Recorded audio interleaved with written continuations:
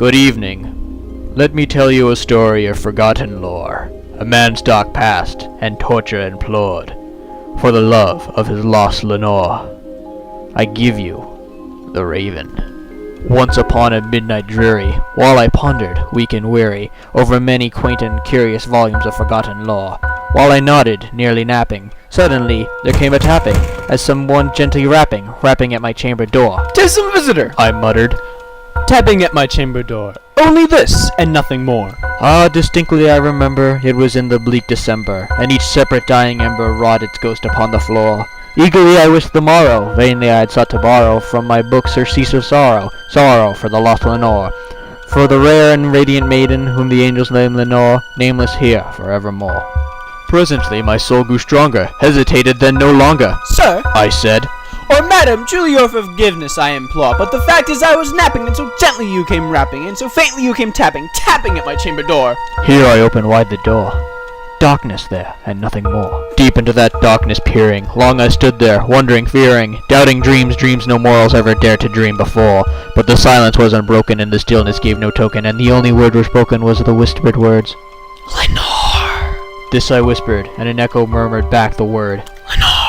Back into the chamber turning, all my soul within me burning. Soon again I heard the tapping, somewhat louder than before. "Surely," said I, "surely that is something at my window lattice. Let me see then what thereat is, and this mystery explore. Let my heart be still a moment, and this mystery explore. 'Tis the wind, and nothing more." Open here I flung the shutter, when with a many flirt and flutter, in there stepped a stately raven of the saintly days of yore.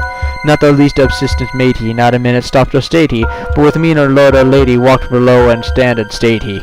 Then this ebony bird, beguiling my sad fancy into smiling, by the grave a stern decorum of its counter-tense it wore. "Though thy crest be shorn and shaven, thou," I said, "art sure no craven." Then methought the air grew denser, perfume from an unseen censer, swung by seraphim whom footfalls tinkled on the tufted floor.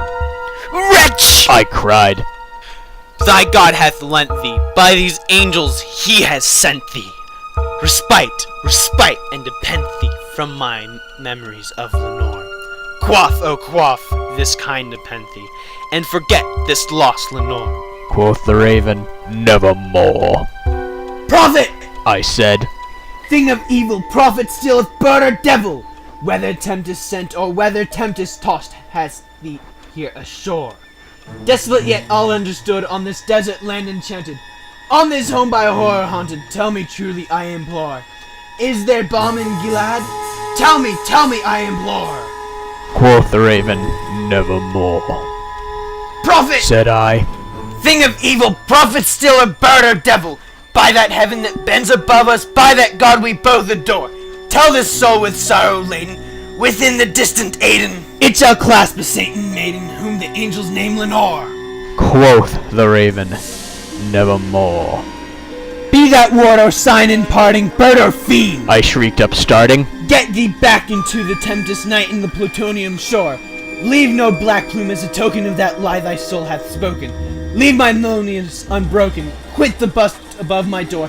Take thy beak out from my heart and take doff from my door." Quoth the raven, "Nevermore." And the raven, never fleeting, is still sitting, on the comfy chair just below my chamber door. And his eyes have all the seemings of the demons that is dreaming. The lamplight o'er him streaming throws his shadows on the floor. And my soul from out that shadow that lies floating on the floor shall be lifted nevermore.